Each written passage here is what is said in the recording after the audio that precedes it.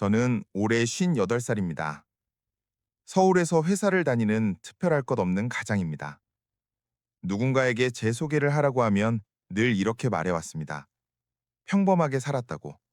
크게 튀는 일 없이 묵묵히 살아왔다고요. 다음 달이면 큰아들이 결혼을 합니다. 이 말을 입 밖으로 낼 때마다 아직도 조금 낯섭니다. 아이가 태어난 날이 엊그제 같은데 어느새 제 손을 놓고 자기 가정을 꾸린다고 하니 시간이 참 빠르다는 생각이 듭니다. 아들을 키우며 살아온 시간은 늘 바빴습니다. 출근하고 퇴근하고 아이 학원비 걱정하고 집수리할 돈 계산하고 그렇게 하루하루를 넘기다 보니 어느새 58이 됐습니다. 뒤돌아보면 열심히 살았다는 말 말고는 딱히 할 말도 없습니다.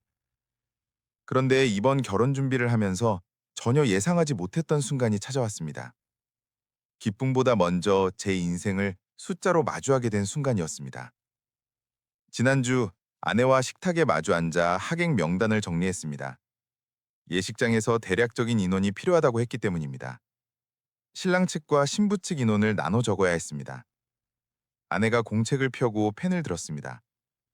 우리 쪽 하객부터 적어볼까요? 괜히 자신 있는 척 말했습니다. 그래, 생각보다 많을 거야. 먼저 친척들부터 떠올렸습니다. 형우제들, 조카들, 사촌들. 머릿속으로 하나씩 이름을 불러보며 셌습니다. 한 25명쯤? 아내는 펜을 잠시 멈추더니 말했습니다.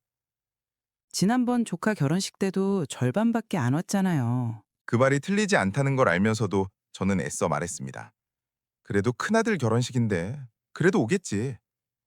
아내는 말없이 친척 25명이라고 적었습니다. 그때부터였을까요? 괜히 마음 한구석이 서늘해지기 시작한 게. 다음은 회사 사람들이었습니다. 이 부분에서 저도 모르게 말이 느려졌습니다. 회사 사람들은 10명 정도? 아내가 저를 보며 말했습니다. 20년 넘게 다닌 회사인데 10명이에요? 생각보다 적네요. 그 질문에 바로 대답이 나오지 않았습니다. 사실 저도 알고 있었습니다. 제가 회사에서 인맥이 넓은 사람이 아니라는 걸요. 점심시간마다 늘 같은 사람들과 먹고 회식 자리에서는 말없이 앉아 있다가 술잔만 비우던 사람. 누군가 먼저 말을 걸어주면 웃으며 대답했지만 제가 먼저 다가가는 편은 아니었습니다. 퇴근 후엔 늘 집이 먼저 생각났습니다. 아이 숙제는 했는지, 아내는 오늘 하루 어땠는지. 회사 사람들과 더 가까워질 여유를 스스로 만들지 않았던 겁니다. 요즘 다들 바쁘잖아. 그 말로 대화를 넘겼습니다. 다음은 친구들이었습니다. 이 질문 앞에서 저는 한참을 생각했습니다. 대학 동기들 얼굴이 하나둘 떠올랐다가 고등학교 친구들 이름이 겹쳐졌습니다. 젊었을 땐 자주 만났습니다. 술잔을 기울이며 세상 걱정도 하고 별 의미 없는 이야기로 밤을 새우기도 있습니다. 그런데 어느 순간부터 모임이 줄었고 연락이 뜸해졌습니다. 15명쯤? 아내는 고개를 끄덕이며 적었습니다. 그렇게 하나씩 적다 보니 처음 예상 인원은 70명 정도였습니다. 아내는 숫자를 보고 잠시 멈췄습니다. 신부 쪽은 100명 넘는다던데. 그 말을 듣는 순간 가슴이 철컥 내려앉았습니다. 58 살면서 쌓아온 인간관계가 이렇게 한 장의 종이에 숫자로 적히는 순간이 올 줄은 몰랐습니다. 며칠 뒤 아들과 예비 며느리가 집에 들렀습니다. 결혼 준비 이야기를 나누다 며느리가 조심스럽게 물었습니다. 아버님, 신랑 측 하객은 몇 분 정도 되실까요? 한 70명쯤? 그 말을 들은 며느리의 표정이 아주 잠깐 굳은 걸 봤습니다.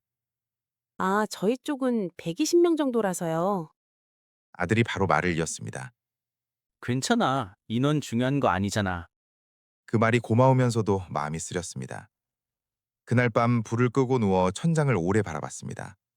하루 종일 바쁘게 움직였는데도 잠은 쉽게 오지 않았습니다. 내 인맥은 이게 다구나. 그 생각이 머릿속에서 계속 맴돌았습니다. 그 후로 며칠 동안 저는 사람들에게 하나씩 연락을 돌렸습니다. 회사 동료들에게, 친구들에게, 대학 동기 단톡방에도 조심스럽게 글을 남겼습니다. 다음 달에 아들 결혼식이야. 시간 되면 와줘. 답은 대부분 축하였습니다. 축하해. 벌써 그럴 나이가 됐구나. 확실하게 갈게라고 말해준 사람은 많지 않았습니다. 회사에서 5명도 채 안 됐고 대학 동기 중에서는 3명, 고등학교 친구들도 2명 정도였습니다. 전화를 끊고 나면 잠시 멍하니 앉아있게 됐습니다. 내가 이 사람들에게 이 정도 존재였나? 그런 생각이 자꾸 들었습니다. 일주일쯤 그렇게 연락을 돌리고 나니 실제로 올 것 같은 사람은 50명 남짓이었습니다. 아내에게 말하자 아내의 얼굴이 어두워졌습니다. 신부 쪽이 130명인데 우리가 50명이면 너무 차이 나는 거 아니에요?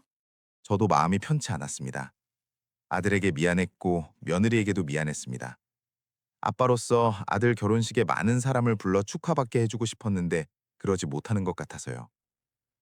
곰곰이 생각해보니 이유를 모르진 않겠습니다. 회식이 있으면 집이 먼저 생각났고 친구 모임도 귀찮다는 이유로 자주 빠졌습니다. 누군가 연락하지 않으면 먼저 연락하지 않았고 인간관계는 늘 뒤로 미뤘습니다. 그 선택들이 틀렸다고는 생각하지 않습니다. 그때의 저는 그게 최선이었으니까요. 다만 그 결과를 이제서야 마주하게 된 것뿐입니다. 얼마 전 저보다 20살 가까이 어린 회사 후배 결혼식에 다녀왔습니다. 하객이 200명이 넘었습니다. 예식장은 사람들로 가득했고 웃음소리와 인사가 끊이지 않았습니다. 그 모습을 보며 이런 생각이 들었습니다. 저 친구는 젊은 나이에 사람들과 이렇게 많이 연결되어 살았구나. 그리고 동시에 제 삶을 다시 떠올렸습니다.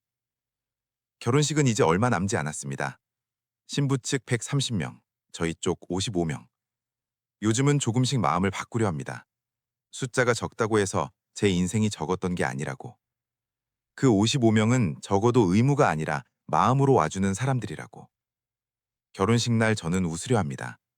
비교하지 않고 고개 숙이지 않고 와준 분들 한 분 한 분께 진심으로 감사하다고 말하려 합니다. 그리고 언젠가 아들이 이 날을 떠올릴 때 하객 수가 아니라 아빠의 얼굴을 기억해 주길 바랍니다.